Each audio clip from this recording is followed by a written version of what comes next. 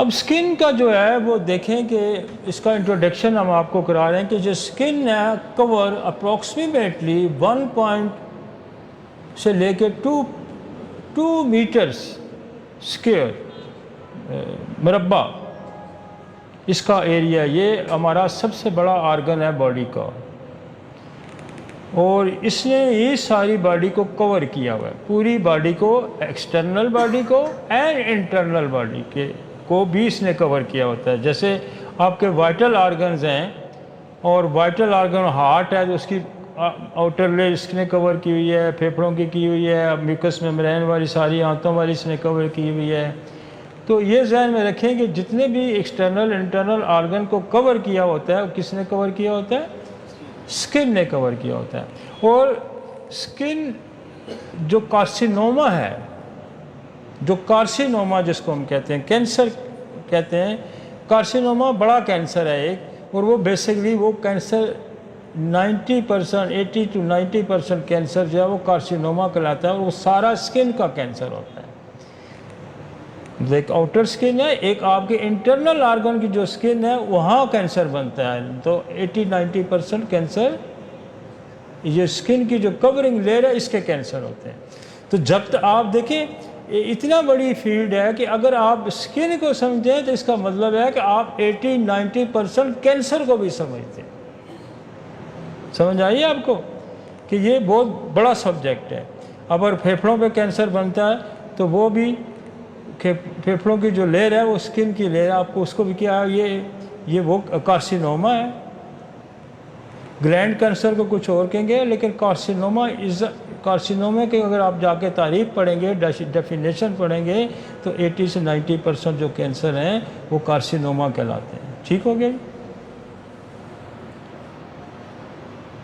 اب وہ کہتا ہے کہ یہ 1 سے 2 میٹر اس کا مربع میٹر ہے، اس کا اکاؤنٹ فار 15 سے 20% آف باڈی کا ویٹ ہے۔ یہ بازار تو آپ کی یہ لگتی ہے، اور 15-20% باڈی کا ویٹ ہے۔ یہ essentially for protection and regulation ہے۔ اس کا کام کیا ہے؟ بنیادی طور پر اس کا کام یہ ہے کہ یہ آپ کی باڈی، باقی باڈی کو پروٹیکٹ کرتی ہے۔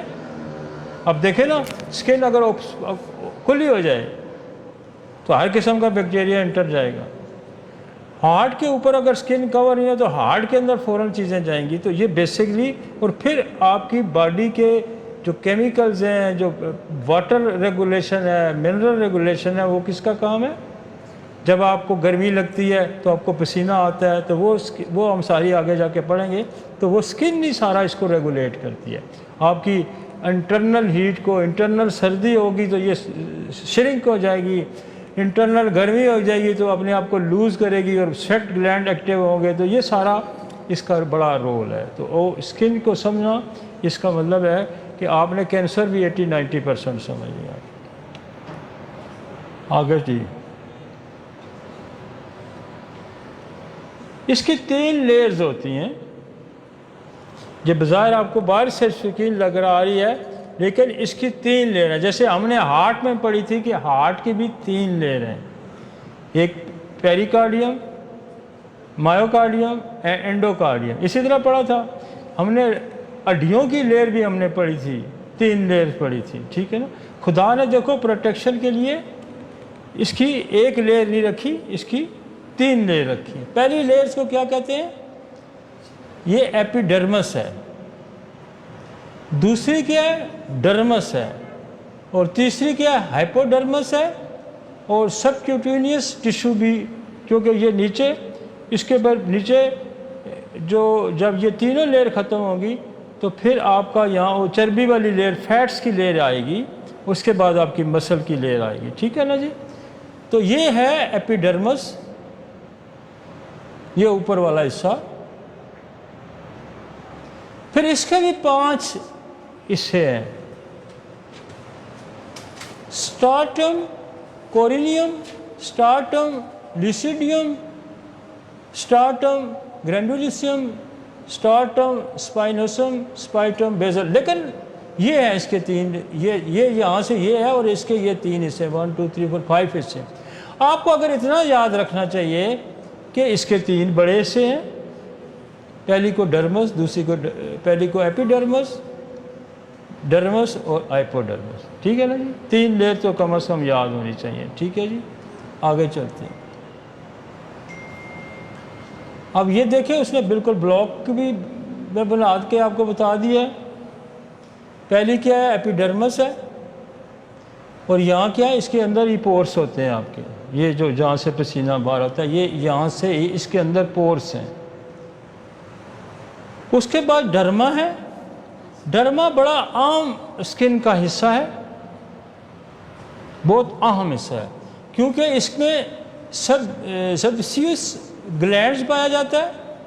یہ گلینڈ کیا کرتا ہے کہ یہ ہے یہ گلینڈ، یہ آپ کا جو فولیکل ہوتا ہے، جو بال جہاں سے نکلتا ہے، اس روٹ کو یہ گلینڈ سکریشن پرووائڈ کرتا ہے، اور تاکہ وہ اس کے اندر لوبریکیشن ہو، وہ خراب نہ ہو، اور بال صحیح طریقے سے اگے، اور وہاں سے سویٹ بھی باہر جائے۔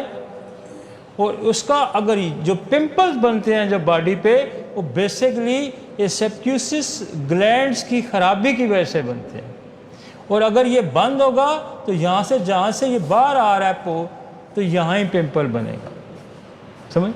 تو اس کی بلاکج، اس کے اندر انفیکشنز کیا سبب بنے گا؟ پمپل کا بھی سبب، اور بالوں کی گروتھ وہ بھی اس کا سبب بنے گی۔ تو جہاں بالوں کی گروتھ رکتی ہے، بالوں کے اندر کوئی مسئلہ آ جاتا ہے، جہاں آپ کا وہ پمپلز بنتے ہیں، تو پھر ہم جو کام کرتے ہیں اس لیکچر میں میں آپ کو بتاؤں کہ پھر ہم اس گلینڈ پہ کام کرتے ہیں، اس کی سکریشن کو ہم جو صحیح کرتے ہیں، جو تھک ہوگی، گاڑی ہوگی، جس نے راستہ بنا دیا۔ دیکھیں نا کتنا خوبصورت میکینزم ہے، اگر آپ اس کو سمجھتے ہیں تو پھر آپ اس کو ٹھیک کرنے کے ہم کیا کرتے ہیں، پھر یہاں ہم جو اینٹی بیکٹیریل جو بھی ہوگا وہ لگائیں گے، پھر ہم گریفائٹ اس کو کلین کرنے کے لیے لگائیں، پلساٹیلا لگائیں گے، پھر آپ کی جو کالی برومیٹوم ہے کالی، تو وہ دوائیاں کام کریں گی، لیکن یہاں پہلے اس میکانزم کو سمجھنا ضروری ہے۔ اتنی خوبصورت سائنس ہومیوپیتھی، اتنی خوبصورت سائنس ہومیوپیتھی، اسی میکانزم پہ دوائیاں بھی موجود ہیں۔ کوئی تکے سے لوگ کوئی بربرس دے رہا ہے، کوئی گن پاؤڈر دے رہا ہے، کوئی کیا دے رہا ہے، جب آپ اس میکانزم کو سمجھیں گے تو پھر بات بنے گی۔